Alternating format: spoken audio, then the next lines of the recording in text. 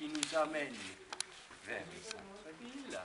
Et vous avez déjà vu en arrivant, vous voyez ici et plus loin de nombreuses maisons pans de bois.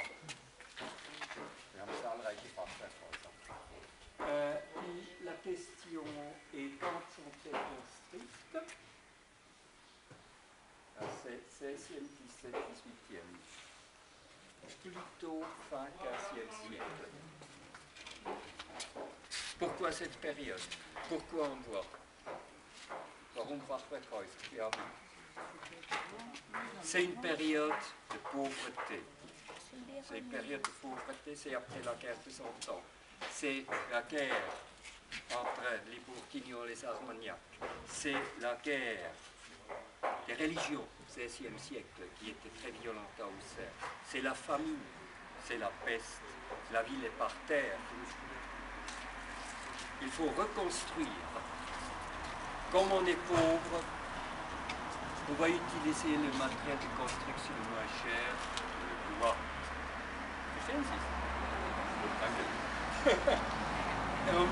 Oui, je parle un peu lentement, vous avez. Alors, on utilise le bois et on compte aujourd'hui à peu près dans la ville 700 maisons en pans de bois. La moitié se crépit. Mais c'est juste de mettre crépi. Sinon, les Fachwerkhäuser, die Hälfte unter Verputz.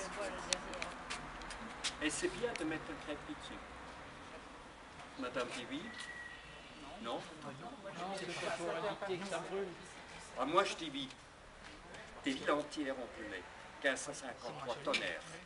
3 ans après Joigny, Semur en Auxerre. Les villes brûlent. Pourquoi elles brûlent quand il y a un feu dans une maison? Le feu se propage de maison en maison. Et Sully, ministre sous Henri IV, disait qu'il faut mettre un crépi sur la structure en bois pour éviter que l'île soit détruite. Et en plus, on le voit bien, les maisons en de bois qui avaient un crépi, parce que le crépi ne tient pas sur le bois. Donc, il faut faire atterrir sur la structure un grillage. Pour que le grillage tienne, on le fait tenir avec des clous. Donc, quand vous voyez des restes des clous, des petits trous dans la structure, c'est effectivement qu'on avait un crépi dessus. Compréhensible? La construction est le plus simple possible.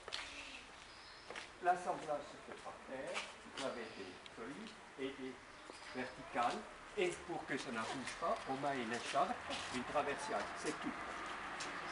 On remplit avec sortie. Et si vous regardez bien, la solide qui sépare les étages, qui sert également plafond et plancher, sert également comme linteau pour les fenêtres.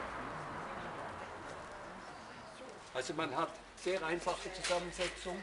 Évidemment, ce n'est pas un qui était très pauvre. Jusqu'au XVIe siècle, il y a ici une grange qui appartenait au chanoine de l'église Saint-Pierre, la derrière. Donc tout ce quartier, au XVIe siècle, on va reconstruire une belle maison qui a disparu. Au XVIIIe siècle, on va la reconstruire. C'est donc un monsieur appelé Boyard de Forterre. Mais qu'est-ce qu'il était? Il était écuyer, secrétaire du roi, commissionnaire en vin à Auxerre. Les commissionnaires en vin sont eux qui regardent le vin, qui jugent la qualité, mais qui sont également aussi vendeurs. Donc ils ont les garants de la qualité du vin. Lui va se construire. Immense bâtisse, là derrière il y a des têtes où là il a sa fille. Sa femme était connue pour son manque de vertu. Il y a une histoire autour, il y a un poème où on chante ses vertus, c'est un grand poème de Cicéron. Et partout, c'était avec une partout. Ça devient plus tard une abbaye des bénédictines et aujourd'hui c'est le siège des compagnons du devoir. Très belle bâtisse.